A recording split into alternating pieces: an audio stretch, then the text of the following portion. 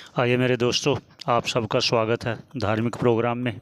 आप सबके मंगल की कामना करते हुए आज एक चर्चा करते हैं कि जो एक ज्ञानी है उसकी स्थिति क्या होती है, उसका व्यवहार क्या होता है। क्योंकि चर्चा वही चल रही है ना कि मोक्ष होगा तो क्या होगा, मोक्ष क्यों नहीं होता, वो चर्चा हुई। तो अब आगे जिसका मोक्ष हो चुका, जो जीवन मुक्त है, उसकी चर्चा करते हैं।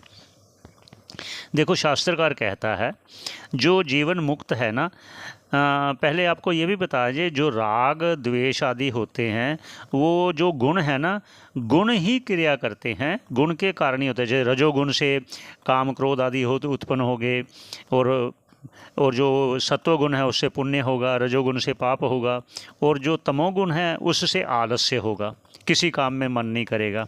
अब तो जीवन मुक्त जो हो चुका है, जो गुणों से ऊपर उठ चुका है, तीनों गुणों से, सत्वगुण रजोगुण तमोगुण से ऊपर उठ चुका है, उसकी चर्चा कर रहे हैं। कह रहे हैं वर्तमान शरीर की चेष्टा प्रारब्ध से होती है। क्योंकि भगवान कह रहे हैं अंतिम जन्म में ही उसको मोक्ष होगा, तो वो कह रहे हैं उसकी चेष्टा जो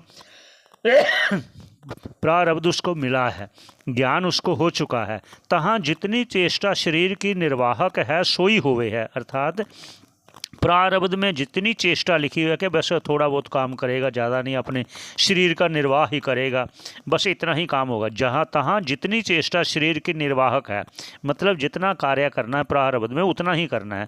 राग जन्य अधिक चेष्टा होवे नहीं, अर्थात राग द्वेष आदि होती नहीं, अधिक होती, थोड़ी बहुत होती है, ये एक नाम मात्र होती है।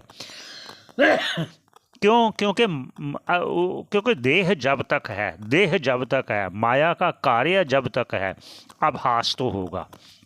ये राग जन्य अधिक नहीं होता, आभास होता है। उसको कोई राग नहीं, कोई द्वेष नहीं किसी से, क्योंकि जो ज्ञानी है वो सबको अपना मानता है, वो सभी का कल्याण चाहता है, वो किसी से कुछ नहीं चाहता, ना सम्मान चाहता है, ना समान चाहता है, कुछ नहीं चाहता। वो सब ईश्वर में ही मगन रहता है, अपने आत्मा में ही रमता है। ऐसे ही राग जन्य अधिक चेष्टा होती नहीं, इसलिए उसकी राग जनित अधिक चेष्टा नहीं होती, वो ज़्यादा नहीं करते। तो फिर क्या कहते हैं, याते सर्व प्रवृत्ति मतलब काम में लगे रहना, सर्व मतलब सभी प्रकार के कामों में, याते जिस कारण से, रहित मतलब उसकी प्रवृत्ति नहीं होती, काम नहीं ज़्यादा मन में करता, तो ज्ञानी होता है। वो ज्ञानी के मन में उसकी स्थिति को बताने के लिए वह जीवन मुक्त है, जो कुछ नहीं करना चाहता, जिसने जो करना था वो कर लिया, जो प्राप्त करना था पर कर लिया, जिसको प्राप्त नहीं है वो कार्य करेगा, जो सुखी है उसको और कुछ करने की ज़रूरत नहीं, वो जीवन मुक्त है। ये स्थिति को बताया। आप श्रवण करने का आपका बहुत बहुत धन्यवाद।